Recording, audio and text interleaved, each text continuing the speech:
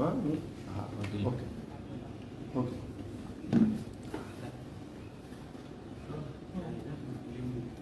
दिली.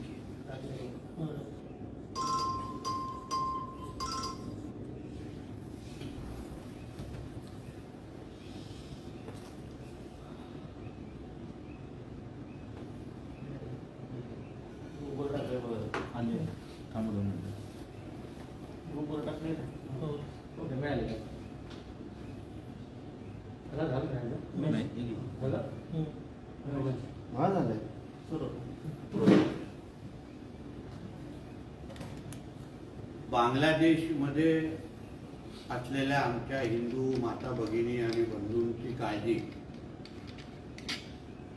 अचानक जिहाद हृदय सम्राट उद्धव ठाकरेच्या पक्षाच्या प्रवक्त्याला होणं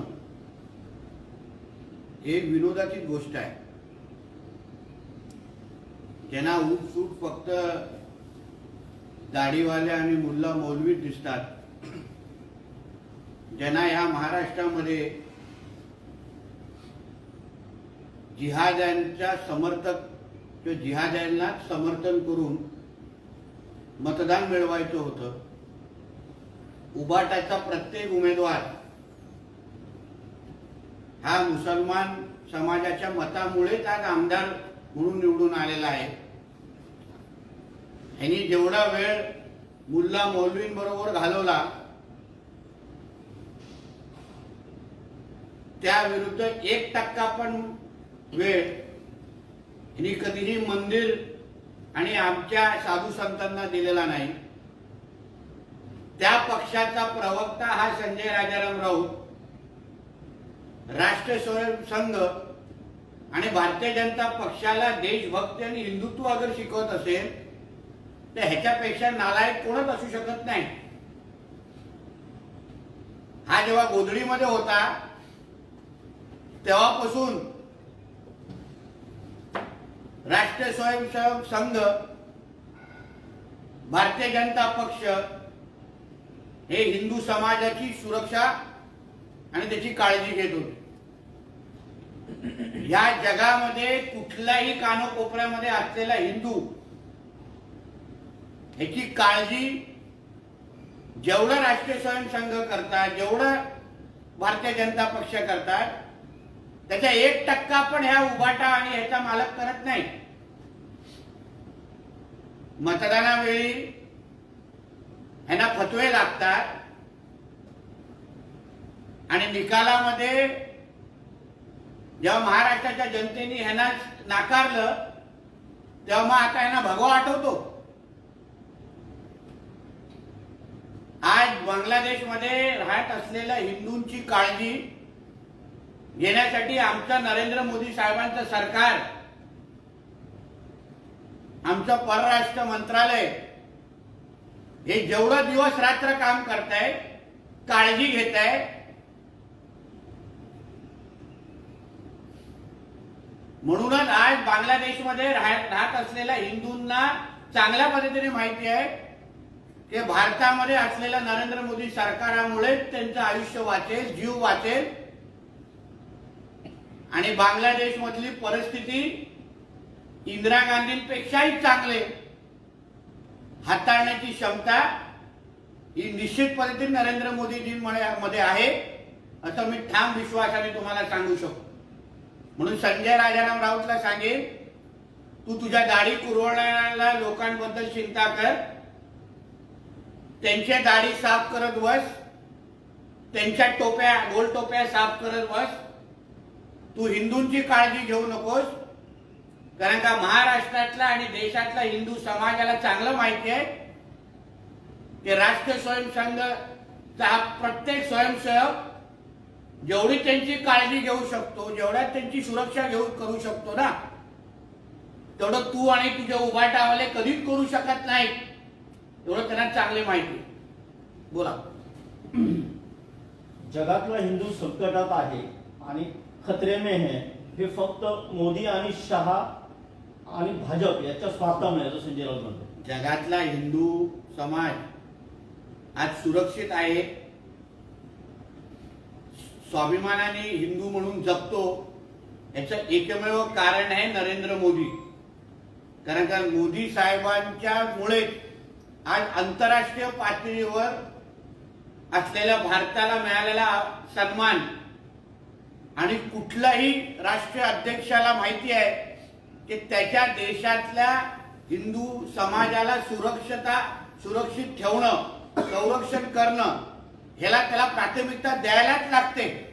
म्हणूनच तुम्ही जे आताच अमेरिकेमध्ये राष्ट्रीय अध्यक्ष म्हणून निवडून आलेले डोनाल्ड ट्रम्पचे भाषण बघा. त्यांनी स्पष्ट सांगितलेलं की मला हिंदूंची इथे काळजी घ्यायलाच लागते, कारण का मोदीजींबरोबर माझे चांगले संबंध आहेत. म्हणून भांडूपमध्ये बसून तू आंतरराष्ट्रीय पातळीची चिंता करू नकोस. तुझ्या पक्षाचा आता जिहाद झालेला आहे, PFI झालेला आहे, ISI झालेला आहे, ह्याची पहिली चिंता कर आणि मग आमच्याबद्दल थोबाड उघड. भारतालगतच्या देशांमध्ये जे हिंदूंवर हल्ले होत आहे, नेपाळ, बांगलादेश, पाकिस्तान यामध्ये, त्याला नरेंद्र मोदींची धोरणं जबाबदार आहेत असं संजय राऊत म्हणतात. शेवटी त्यांनी महाराष्ट्राची वाट लावली, मुंबईची वाट लावली. आज मुंबईमधला बांगलादेश करण्याचा कोण कारणीभूत आहे? तर ह्याचा मालक उद्धव ठाकरे आणि त्याची धोरणं. आज मुंबईमध्ये जेवढे बांगलादेशी आणि रोहिंगे मुसलमान येऊन राहतात त्याला आश्रय देण्याचं काम हे उद्धव ठाकरेंनी आतापर्यंत केलेलं असा मला ठाम आरोप आहे. आज मुंबईमध्ये जे मोठ्या प्रमाणामध्ये बांगलादेशी आणि रोहिंगे बसलेले आहेत, राहत आहेत, जगतायत, पाणी पितायत, या हिरव्या सापांना दूध पाजण्याचं काम हे मातुश्रीवरून होतं असा माझा ठेप आरोप आहे. म्हणून नरेंद्र मोदीजी आणि अमित शहाजींवर आरोप करण्या अगोदर तुझ्या मालकाने जे हा मुंबई महाराष्ट्रामध्ये बांगलादेशी आणि रोहिंगे नावाचे जे साप, हिरवे साप आणून ठेवले आणि त्यांना जे रोज दूध पाजत बसतात त्यांना पहिला आवर, नाहीतर एक दिवस त्यांना ठेचून ठेचून मारण्याचं काम हे आमच्या माध्यमातून आम्ही करू.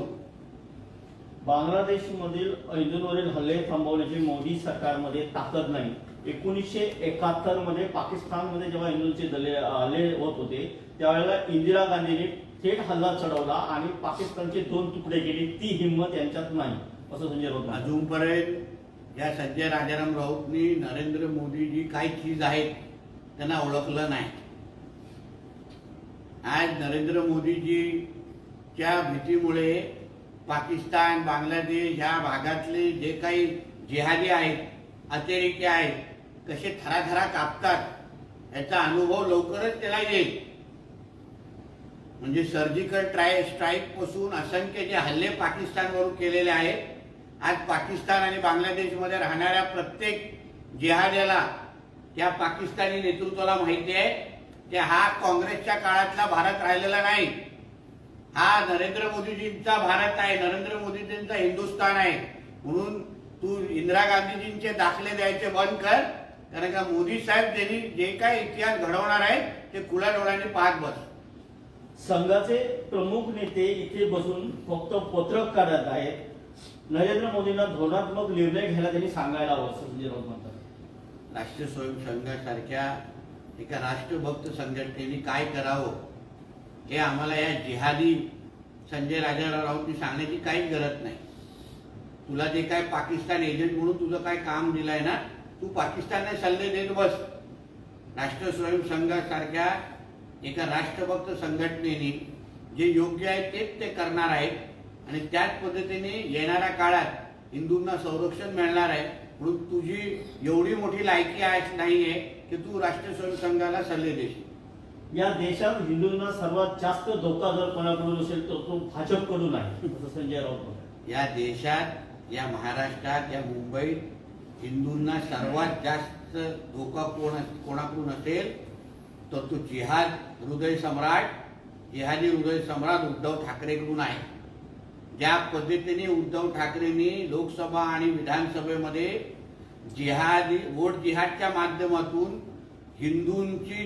हिंदूंच्यावर दबाव आणण्याचा प्रयत्न केला, आपले उमेदवार निवडून आणण्यासाठी फतव्यांचा आसरा घेतला, त्याच्यापेक्षा मोठा धोका मी बोलतो जसा दाऊद कसून आपल्याला धोका होतो.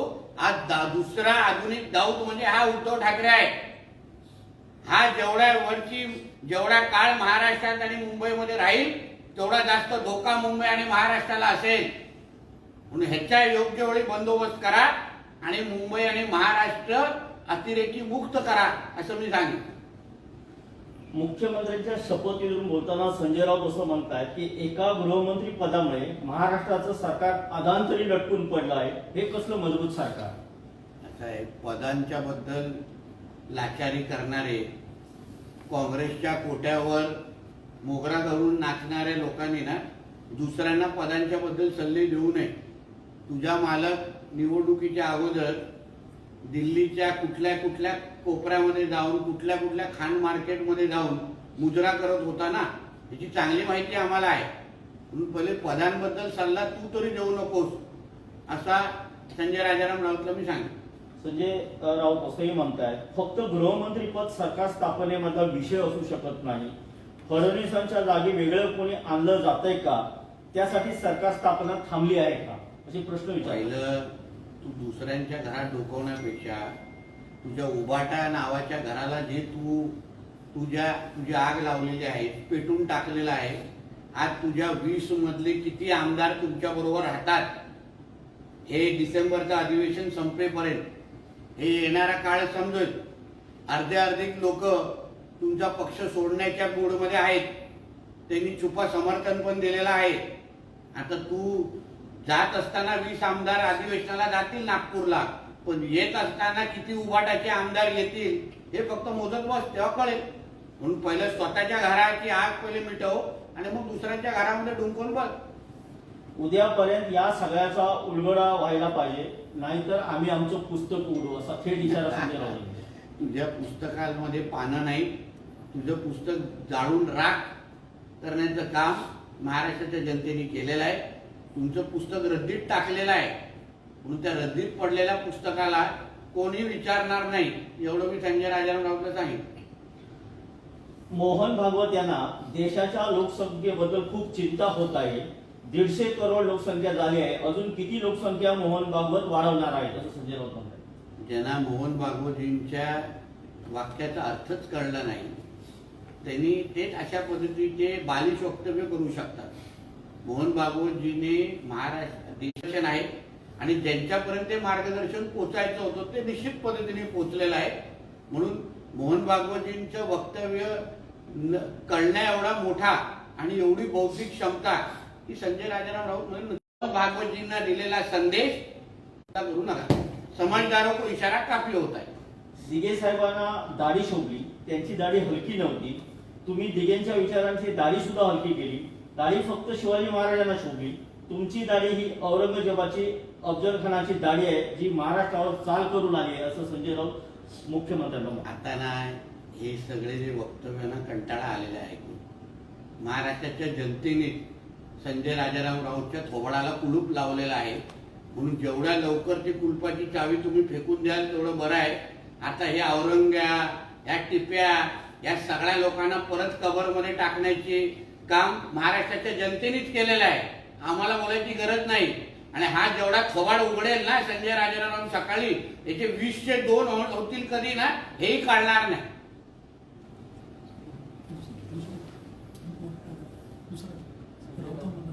Sanjay Raut thank you sir.